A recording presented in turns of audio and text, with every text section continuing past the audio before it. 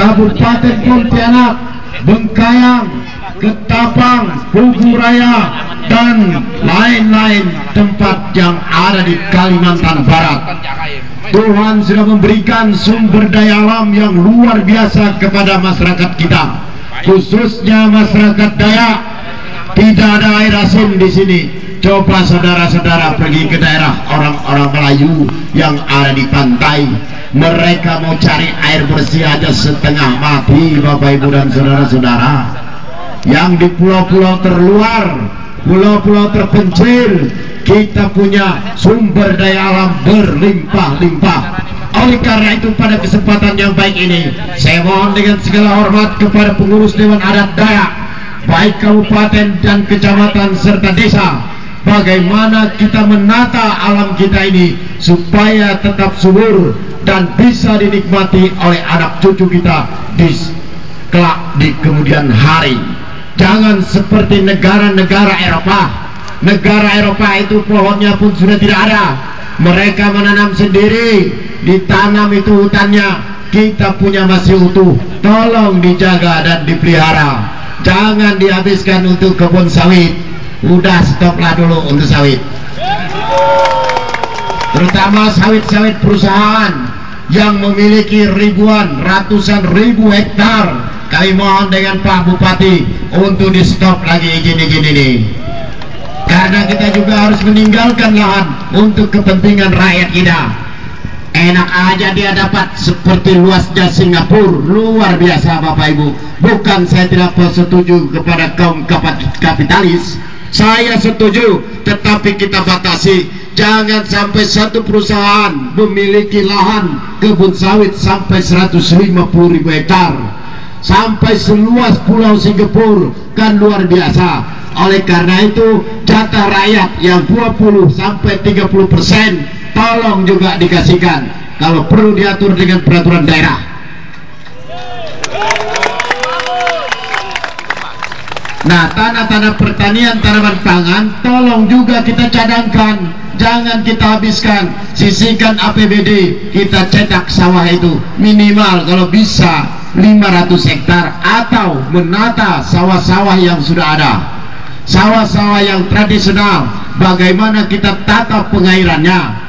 Nah, kalau kita tidak dapat padi, kalau kita tidak dapat beras, kalau kita tidak dapat jagung, kalau kita tidak dapat ubi, mana mungkin saudara-saudara bisa begawe seperti ini.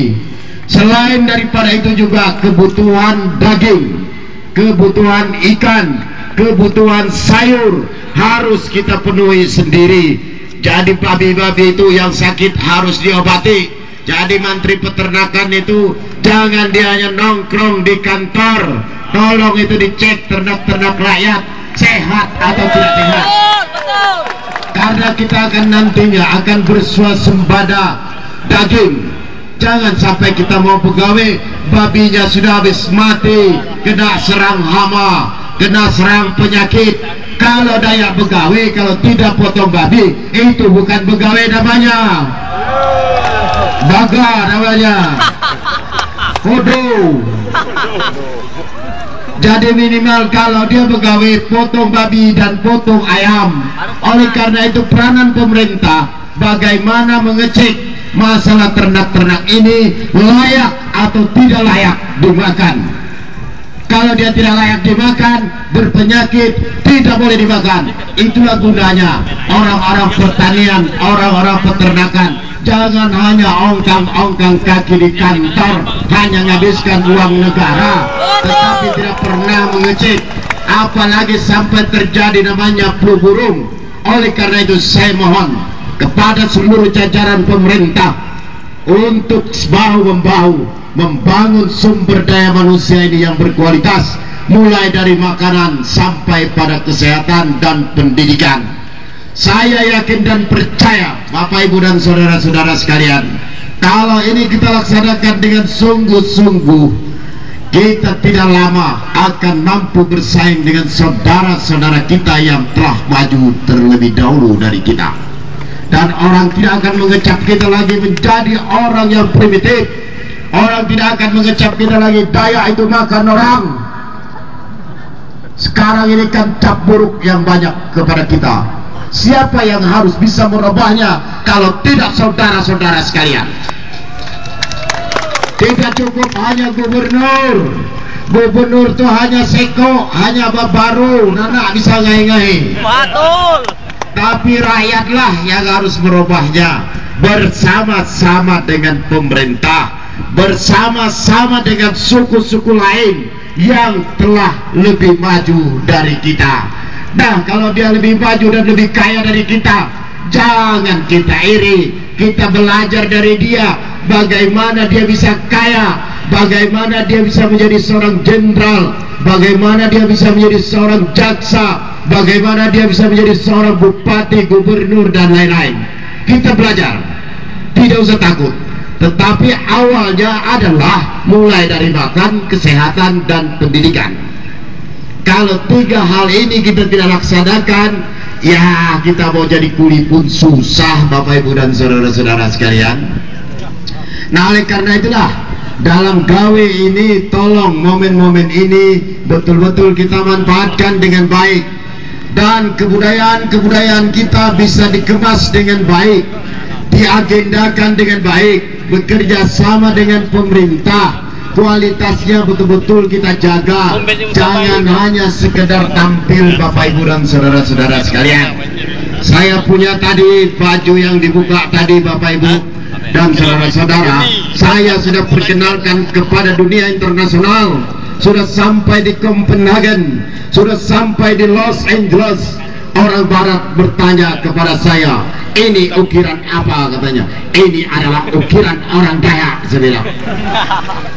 Dan yang membuatnya itu bukan orang Dayak, orang Melayu, masih hidup, namanya Masud, sekarang ada di Pontianak. Dia yang merancangnya, tapi motif diambil dari Menjalin, Bapak Ibu dan saudara-saudara sekalian. Nah, ini malah orang lain yang lebih canggih dari kita. Nah, kemana seniman-seniman Dayak ini? Sekaranglah Anda akan tampil menunjukkan kebolehan saudara-saudara, terutama generasi muda. Jadi jangan kita hanya nanti seperti negara Eropa, sudah tidak punya ciri-ciri khas, tidak punya kebudayaan khusus. Dia hanya menjual bekas-bekas peninggalan sejarah, Bapak Ibu dan saudara-saudara sekalian. Sejarah yang perang salib dan lain-lain. Yang lain itu sudah nggak ada.